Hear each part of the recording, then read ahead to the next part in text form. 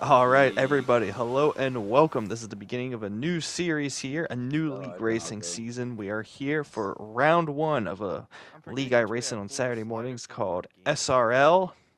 And yeah, this league will feature a full calendar that will span, I believe it's 22 rounds, and it'll take us here from early September all the way to June. So it's a one season a year thing, which is kind of a cool dynamic because it's like, one season in each F1 year's game, well, games year, or however you word it. In each F1 game, there's one season. And also, they also have a second championship that I compete in Project Cars 2. It's a GT3 endurance season that also features 7 races throughout the year. Also, they have two, I believe, two one-off races, like special events. One of them being a 2.4 hours of Le Mans in Group 1 cars, and or whatever they're called in Project Cars, but the equivalent of Group 1 if you're familiar with Gran Turismo.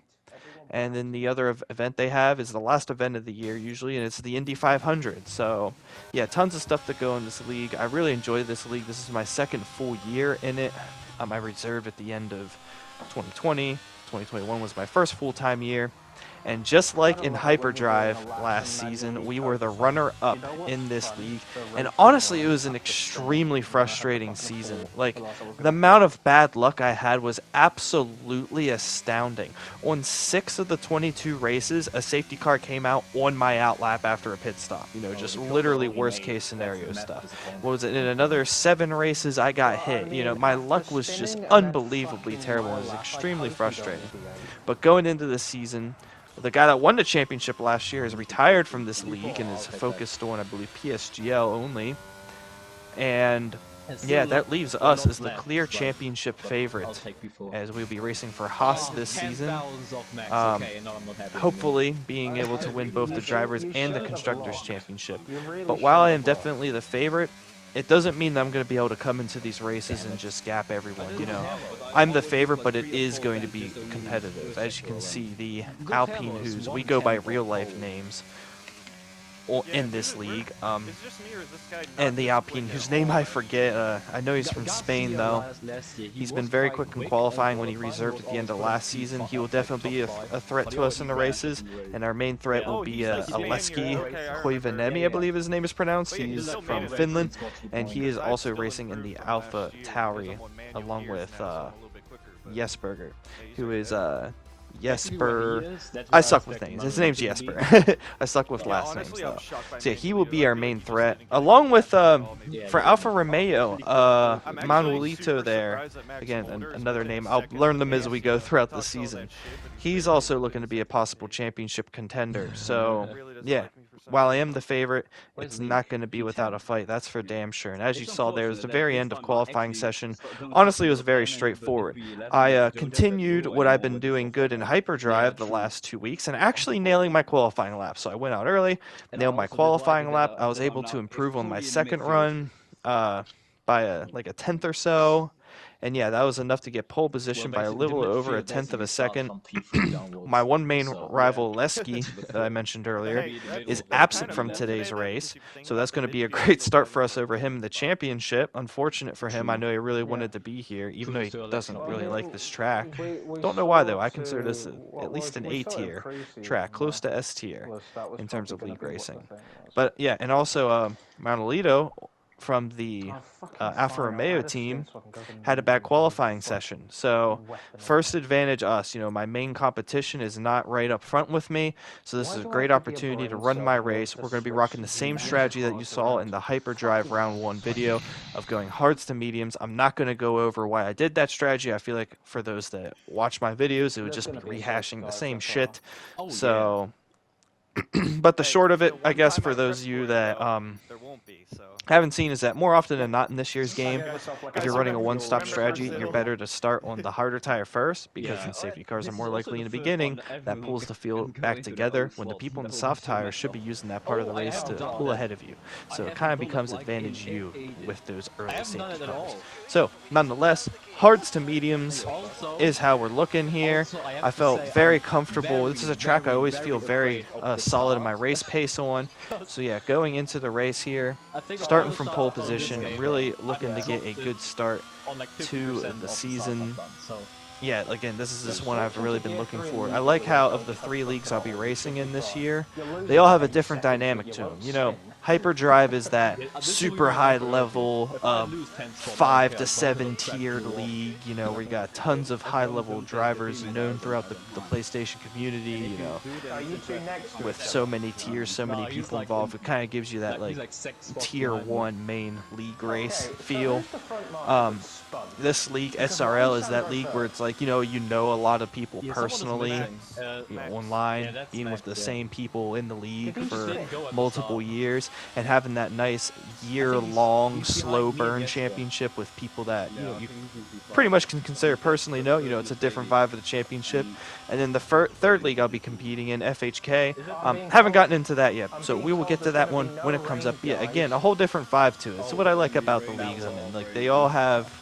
They're not like the same type of league, you know, like I was talking about. So it's cool. It's like I'm still league racing, still playing competitively, but there's still a different vibe to it. And in this league, like I said, we know a lot of each other personally. You probably hear people talking in the background. We're in like 2 or 3 parties the whole lobby is in, so I think there's like 6 to 8 people usually in our party. You know, there's another 6 to 8 people in another party, maybe another party with a couple people, you know.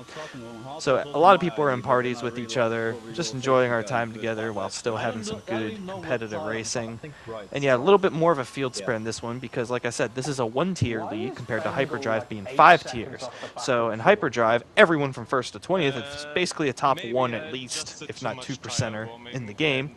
Whereas, you know, in this league, you might have like 5 people in that echelon, and then maybe it spreads out a little bit from there. So again, different dynamic of racing. Instead of that nose to tail from the front to the back of the field you're seeing a Hyperdrive, you're still going to see some type racing up front, but then things start to spread out. Again, I love it. It's just different dynamics in the different leagues I race in. Gives you different experiences, different unique challenges to overcome in all of them. And here we are, round 1. I'm pumped to get started. The guy what I know about the Alpine in second is that while he's quick in qualifying, in the races he's reserved it, he's been fast but inconsistent. So he pushes really hard, so he's prone to making mistakes. So coming on, while the 5 red lights are coming on and the adrenaline's pumping, I'm thinking I just need to be cool, calm, and consistent. That is my focus here, especially when I know I have a very slight pace advantage. So I need to make sure that I just keep things tight and in order. But Max Mulder in the Mercedes, he is last year's touring car champion. He's starting on a softer tire than us, so he's got a great launch off the line, almost gets by us in turn 1. And he's right up our butt with the slipstream. I'm going to let him use a bunch of his ERS here. He's going to be able to get this overtake done with me. You know, he's on a softer tire compound than us, so he's going to be quicker at this stage of the race. You know, that tire compound is going to give him about a second a lap advantage.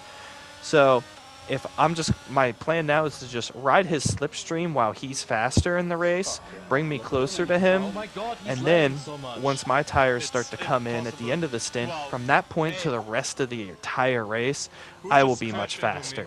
So while it's frustrating in the short term to have someone that was really your rival, you know, he's made it very clear for like half a year now he just really doesn't like me. So I mean, it is what it is. So to see a rival of yours like that pass you early on, of course you're like, oh man, I don't want that guy to pass me. But deep down I'm like, hey, I know what game I'm playing. I'm playing the long game here. This is expected for someone with a softer tire to get in front of you.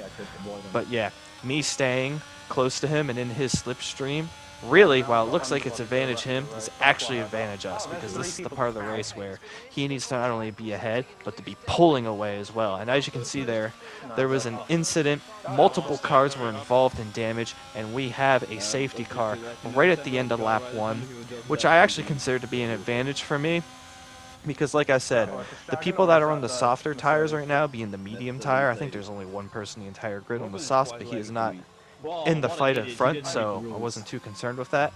Like I was saying, the people on the mediums, this is the point of the race that they need to be breaking away from us.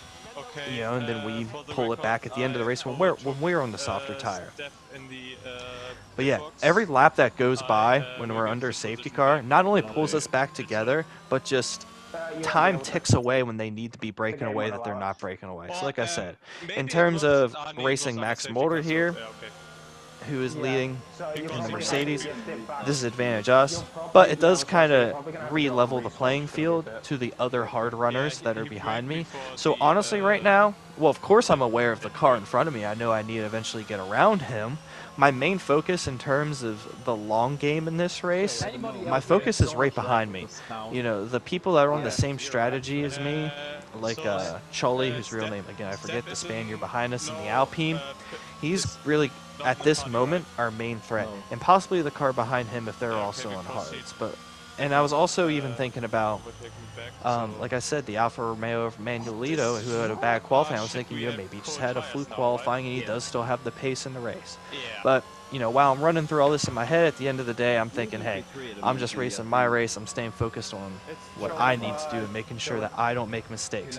Because as you guys have seen in my previous league racing videos in Hyperdrive, even amongst the top players on the console in the world, people are going to be making mistakes, and that just staying consistent is the key #1 thing.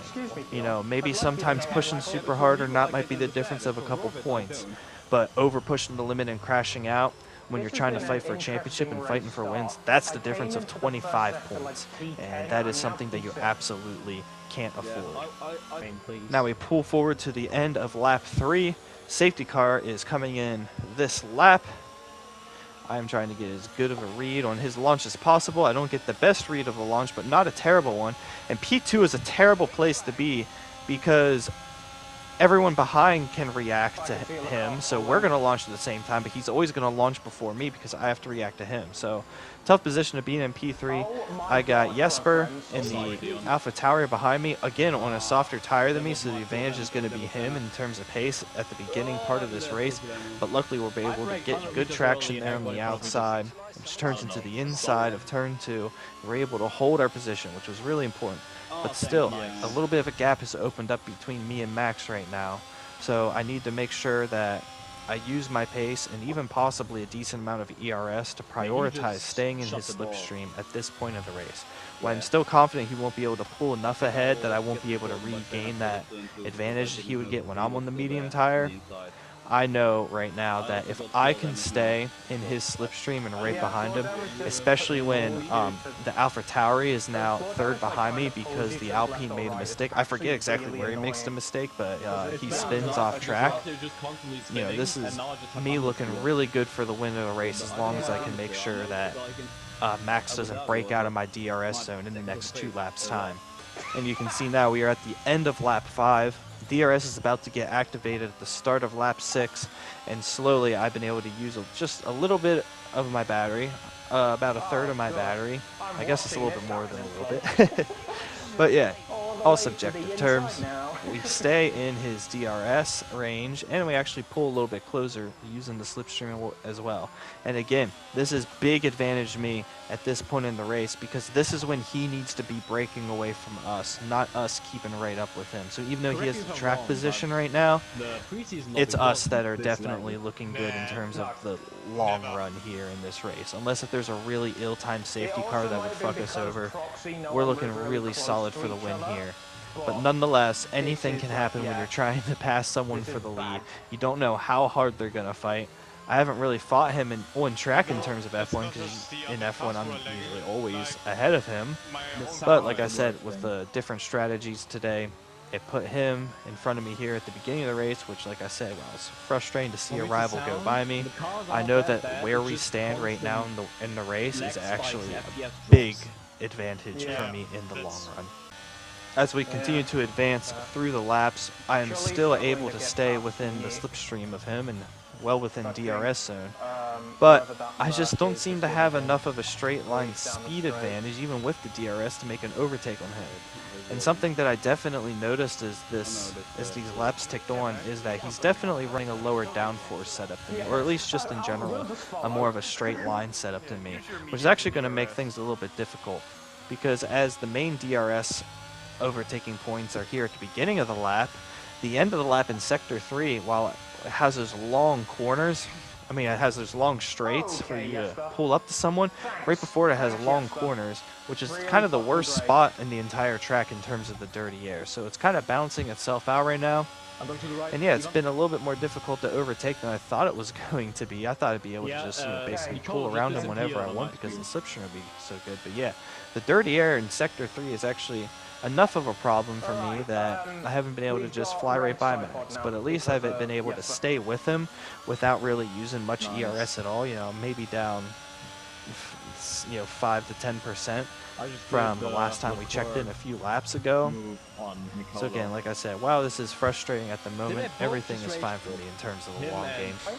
And we are continuing to just tick down the laps. Lap 10, about to start lap 11. We're getting closer to his pit window. He will be pitting first.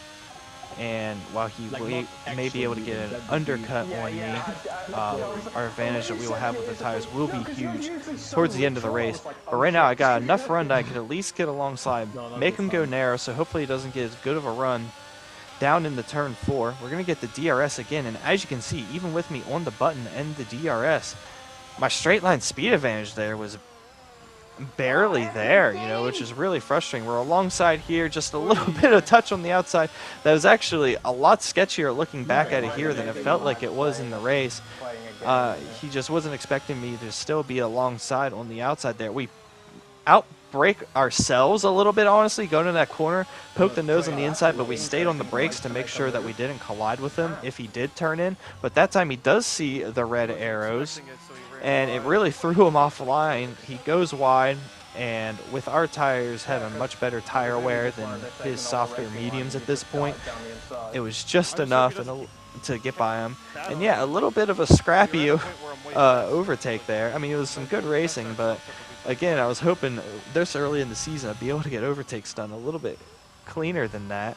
Not just in the fact of him not seeing on the outside, but even the way I did overtake him. That was kind of a mistake, me braking that late enough to go alongside him. But it was a mistake that just kind of ended up working. So, we take it as it is. Just scrub that one off the brain.